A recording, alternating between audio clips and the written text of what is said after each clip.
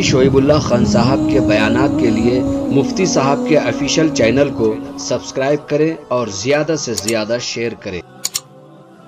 ایک سوال آیا ہے، صاحب نسبت کسے کہتے ہیں اور صاحب نسبت ہونا اختیاری ہے یا غیر اختیاری؟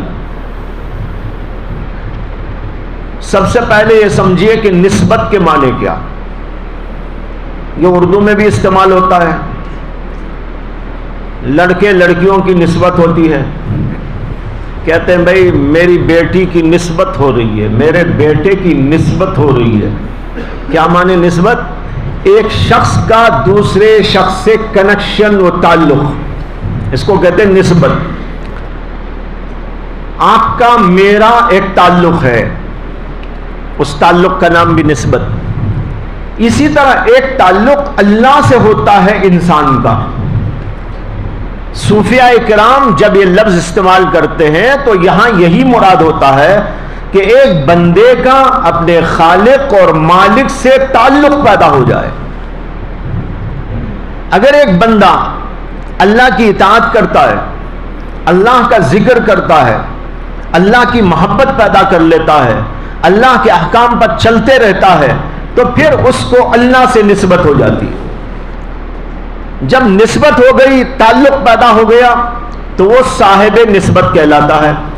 صاحب نسبت اس آدمی کو کہتے ہیں جو اللہ کے تمام احکامات پر بلا چوں چرا عمل کرتا ہے اور اللہ کی نافرمانیوں سے اپنے آپ کو بچا لیتا ہے اور اللہ کی محبت میں سرشار ہوتا ہے اور اللہ کے ذکر سے اس کی زبان ہر وقت تر و تازہ رہتی ہے۔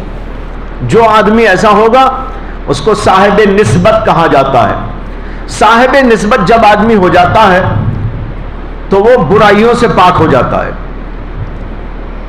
یعنی جذبات تو رہتے ہیں لیکن عمل نہیں کرتا اس پر، نیکیوں کی طرف لپک لپک کے جاتا ہے، سستی نہیں کرتا، غفلت نہیں کرتا۔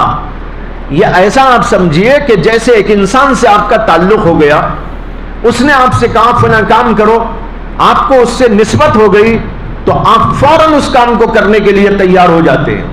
اسی طرح جس انسان کا اللہ سے تعلق اور اللہ سے نسبت پیدا ہو جاتی ہے تو وہ بھی اسی طرح اللہ کے احکام پر مر مٹتا ہے اور اللہ کے احکام کو بالکل پابندی کے ساتھ، التزام کے ساتھ، اہتمام کے ساتھ، بلکہ اللہ کی محبت کے ساتھ اور اندرون قلب سے اس کی طرف لپک لپک کر کرتا ہے، اور پھر کوئی برائی نہیں کرتا، برائی سے بچ بچ کے رہتا ہے، یہاں تک کہ چھوٹی موٹی کوئی چیز ہوتی ہے تو اس سے بھی بچ بچ کر زندگی گزارتا ہے، اس لیے کہ اس کی نسبت اللہ سے ہو گئی۔ اس اللہ کی نسبت کی وجہ سے اس کا دل ہمیشہ اللہ کی محبت میں سرشار رہتا ہے اور اس لیے وہ نیکی کرتا ہے، برائی سے بچ جاتا ہے۔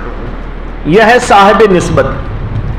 دوسرا سوال یہ ہے کہ صاحب نسبت ہونا اختیاری ہے غیر اختیاری ہے؟ اس کا جواب یہ ہے کہ یہ اختیاری بھی ہے اور غیر اختیاری بھی ہے۔ یہ اختیاری بھی ہے اور غیر اختیاری بھی ہے۔ کیا معنی؟ اختیاری بئی معنی کہ اس کو حاصل کرنے کا طریقہ اختیاری ہے، نسبت پانے کا جو طریقہ ہے وہ اختیار میں ہے، اس کے لیے ذکر ہے، اس کے لیے نماز روزہ ہے، اس کے لیے عبادات ہیں، اس کے لیے تفکر ہے، اس کے لیے مراقبات ہیں، اس کے لیے اطاعت و بندگی ہے، اس کے لیے تقوی و طہارت ہے، اس کے لیے خشوع و انابت ہے، اس کے لیے طہارت ہے۔ یہ سب چیزیں انسان کے اختیار میں ہے اور انسان ان چیزوں کو اختیار کرتا ہے تو اسے نسبت ملنے کا امکان پیدا ہو جاتا ہے۔ لفظ امکان میں نے استعمال کیا ہے، نسبت ملنے کا امکان پیدا ہو جاتا ہے۔ یہاں تک کا کام تو اختیاری ہے، اب اس کے بعد اس نسبت کو دینا، یعنی اللہ کا قبول کر لینا کہ بندہ میری طرف آ رہا ہے، میں بھی بندے کو قبول کر لوں، یہ ہمارے اختیار میں نہیں۔ سمجھ میں آئی؟ اس کو ایک لطیفے سے آپ سمجھ سکتے ہیں۔ ایک صاحب تھے، ان کو ایک شہزادی سے نسبت ہو گئی، یعنی تعلق ہو گیا، عشق ہو گیا. کس سے؟ شہزادی سے. یہ صاحب معمولی آدمی اور وہ شہزادی. اب یہ شہزادی سے تعلق میں مبتلا ہو گئے، شہزادی سے نسبت انہوں نے پیدا کر لی. ہر وقت اس کا ذکر، ہر وقت اس کا مذکور، ہر وقت اس کا دھیان، ہر وقت اس کا گیان.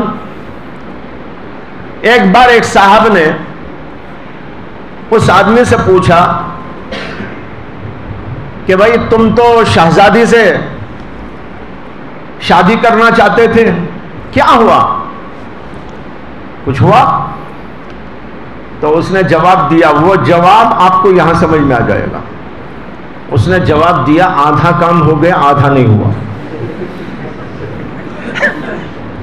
آدھا کام ہوا آدھا نہیں ہوا. اس نے پوچھا کیا آدھا ہوا کیا نہیں ہوا؟ تو اس نے کہا میں تو راضی ہوں وہ راضی نہیں. میں تو راضی ہوں وہ راضی نہیں. بھائی یہی قصہ یہاں بھی ہے. ایک بندہ عبادت کرتا ہے، ریاضت کرتا ہے، مجاہدہ کرتا ہے، وہ سب اختیار کرتا ہے جو اس کے اختیار میں ہے، لیکن جب تک اللہ اس سے خوش ہو کر قبول نہ کر لے نسبت نہیں مل سکتی. آپ کو معلوم ہے نا کہ شیطان نے کتنی عبادت کی تھی. روایتوں میں آتا ہے کہ بڑا عبادت گزار تھا، چپے چپے پہ سجدہ کیا تھا، لیکن اس کے باوجود وہ نسبت اس کو حاصل نہیں ہوئی. ادھر سے تو سب ہوا، ادھر سے نہیں ہوا. اس لیے کسی بھی عبادت گزار کو فخر کرنے کا کوئی موقع نہیں، ناز کرنے کا کوئی موقع نہیں، بے خبری کی زندگی کا کوئی موقع نہیں، غفلت شیاری کا کوئی موقع نہیں. عبادت تو پوری کرے، ریاضت تو پوری کرے، تقوی و طہارت تو پورا اختیار کرے، اپنے بس میں جتنا ہے وہ سب کچھ کرے، لیکن پھر بھی ڈرتا رہے کہ قبول ہوگا کہ نہ ہوگا. وہ دے دے ماشاءاللہ، پھر تو کیا کہنا. ہاں ایک بات اور سنا دیتا ہوں، جو بندہ مخلصانہ طور پر اس طرح کرتا ہے تو ہمارا اللہ تو بڑا رحیم ہے، بڑا کریم ہے، انصاف پسند ہے. جب آدمی کو دیکھتا ہے کہ یہ بڑے اخلاص و للہیت کے ساتھ میری طرف چلا آ رہا ہے تو اللہ ضرور قبول بھی کر لیتے ہیں، لیکن وہ ہمارے اختیار میں نہیں، اختیار میں انہی کے ہے. لیکن امید یہی ہے کہ اللہ تعالیٰ ایسے بندوں کو ضرور نسبت عطا فرماتے ہیں. چنانچہ دنیا میں دیکھا جاتا ہے کہ بہت سے اللہ والے اللہ کی طرف چلتے ہیں اور پھر اللہ تعالیٰ ان کو قبول فرماتے ہیں اور ان کو صاحب نسبت بناتے ہیں اور ان کے فیوز و برکات سے عالم کو مستفید کرتے رہتے ہیں. تو عموماً یہ ہے اللہ تعالیٰ قبول فرما ہی لیتے ہیں. اس لیے کسی کو مایوس ہونے کی ضرورت نہیں کہ وہ کہے کہ ارے بھائی ہم کرے بھی تو ادھر سے قبول نہ ہوا تو کیا ہوگا. ہمارے حضرت مسیح الامت رحمہ اللہ ایک واقعہ سناتے تھے ایک بزرگ کا، کہ ایک بزرگ تھے وہ عابد و زاہد، 40 سال تک کبھی ان کی تہجد نہیں چھوٹی. ان کے جو خدام رہتے تھے ان میں سے ایک بار ایک خادم تہجد میں ان کے ساتھ اٹھ گیا. جب وہ بزرگ وضو وغیرہ کر کے آئے، نماز پڑھنے کے لیے کھڑے ہوئے، وہ بھی کھڑا ہو گیا. انہوں نے کہا اللہ اکبر، تو غیب سے آواز آئی تو جتنا چاہے پکار قبول نہیں. غیب سے آواز آئی تو جتنا چاہے ہم کو پکار قبول نہیں. لیکن وہ بزرگ ہیں، رکوع کر رہے ہیں، سجدہ کر رہے ہیں، تلاوت کر رہے ہیں، اذکار پڑھ رہے ہیں، پڑھتے پڑھتے پوری نماز. یہ جو مرید کھڑا ہوا تھا نا اس کو بھی سننے آیا ہو. اس نے دیکھا کہ یہ بھی عجیب آدمی ہے، وہاں سے تو آواز آ رہی ہے، یہ اللہ اکبر بولتے ہیں آواز آتی ہے، جتنا پکار قبول نہیں، پھر بولتے ہیں اللہ اکبر، پھر آواز آتی ہے، جتنا پکار قبول نہیں، پھر کہتا اللہ اکبر، پھر آواز آتی ہے۔ یہ بھی عجیب آدمی ہے کہ بھائی ادھر سے قبول ہی نہیں تو پڑھنے کی کیا ضرورت، اس کے دماغ میں آیا۔ اس لیے جو ہے انتظار کرتا رہا وہ کہ جب یہ سلام پھیریں گے تو عرض کروں گا کچھ۔ چنانچہ جب ان کی رکعتیں ختم ہوئی، سلام پھیرا، تو اس نے کہا حضرت یہ آپ جو نماز پڑھ رہے ہیں ادھر سے آواز آ رہی ہے قبول نہیں قبول نہیں قبول نہیں، آپ پھر بھی کیوں پڑھ رہے ہیں؟ قبول ہی نہیں تو کم از کم آرام تو کر لیجیے۔ تو انہوں نے کہا اچھا تجھے بھی آواز آئی؟ انہوں نے کہا ہاں آواز تو آ رہی ہے، جب جب آپ اللہ اکبر بول رہے ہیں آواز سن رہا ہوں۔ تو انہوں نے کہا تو نے تو آج ہی سنی ہے، میں 40 سال سے سن رہا ہوں۔ تو آج ہی سنا ہے، میں تو 40 سال سے سن رہا ہوں قبول نہیں قبول نہیں قبول نہیں۔ میں اس انتظار میں پڑھ رہا ہوں کہ کبھی تو کہیں گے کہ قبول ہے۔ کوئی بات نہیں، وہ قبول کرے نہ کرے وہ ان کی مرضی، لیکن مجھے تو اپنا کام کرنا ہے۔ اور پھر انہوں نے کہا یہ بتا کہ ان کے در کو چھوڑ کر کس در پہ جاؤں؟ در ایک ہی ہے، لہذا اسی در پہ ان کی جبی سائی کرتا جا رہا ہوں، کہیں اور جانے کا کوئی موقع نہیں۔ قبول کرے تو ان کی مرضی، قبول نہ کرے تو ان کی مرضی۔ یہ ہوتا ہے اللہ والوں کا حال۔ تو بھائی ہمارا کام تو ہے کرتے رہنا، اور انشاءاللہ اللہ کے ہاں سے قبولیت ہوتی ہی ہے۔ مولانا روم کی ایک بات یاد آ گئی، انہوں نے فرمایا اللہ کے دروازے کو کھٹکھٹاتے رہو۔ کھٹکھٹانے کا مطلب کیا؟ ذکر کرنا، نماز پڑھنا، عبادت کرنا، نیکیاں کرنا، تلاوت کرنا، یہ ہے دروازے کو کھٹکھٹانا۔ اللہ کے دروازے کو کھٹکھٹاتے رہو، نہیں کھلے گا نہیں کھلے گا نہیں کھلے گا، لیکن جب کھلے گا تو پوری طرح کھل جائے گا۔ جیسے آپ کسی کے دروازے پہ جا کے ماریں گے، ذرا کھلا اور ایک مارے اور ذرا کھلا اور ایک مارے اور ایسا ہوتا ہے؟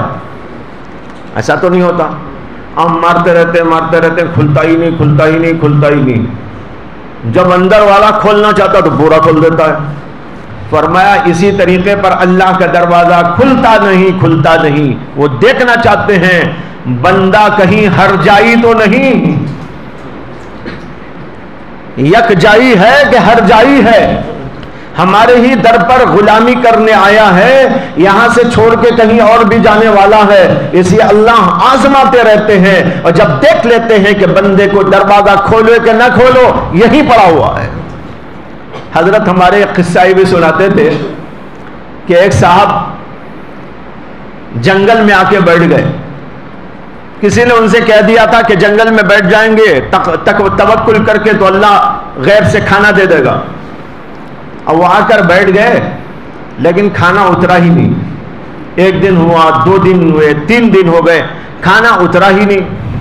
تو اب اتنی بھوک لگی کہ جنگل سے اٹھ کے بھاگ کے آئے، اور قریب میں کوئی محلہ تھا نظر آیا، اس محلے میں گھس کر کوئی گھر نظر آیا تو دروازے پہ دستک دی اور کہا کہ بھائی بہت بھوکا ہوں، 3 دن کے فاقے سے مرا جا رہا ہوں، کچھ تو دے دو۔ دروازہ کھلا اور اس کو 3 روٹیاں دے دی ایک آدمی نے، اور وہ 3 روٹیاں لے کے جو نکلا تو اسی گھر پر ایک کتا بھی رہتا تھا۔ وہ کتا اس کے پیچھے پیچھے بھونک کر آنے لگا، اور یہ جا رہا ہے، وہ کتا بھونکتے بھونکتے اس کے قریب آ جاتا ہے۔ یہ بیچارہ ڈر کے مارے ایک روٹی اٹھا کے پھینک دیا، جا کھا لے۔ اس نے روٹی کا لقمہ بنایا اور پھر جلدی پھر اس کے پیچھے آیا اور پھر آ کر وہی بھونکنا شروع کر دیا۔ اس نے اور ایک روٹی بھی اٹھا کے ڈال دی، وہ بھی جلدی کھایا اور پھر آ گیا۔ وہ بیچارہ جو ہے ڈر کے مارے تیسری روٹی بھی ڈال دیا۔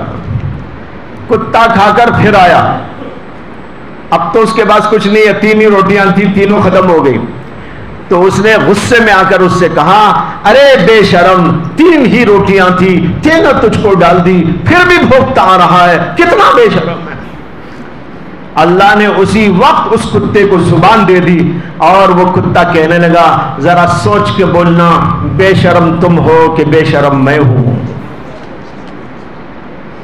کتا کہنے لگا تم بے شرم ہو، اپنے اللہ کے دربار میں جا کے بیٹھے، کھانا نہ ملا تو یہاں پر میرے مالک کے دروازے پہ بھیک مانگنے کے لیے آ گئے۔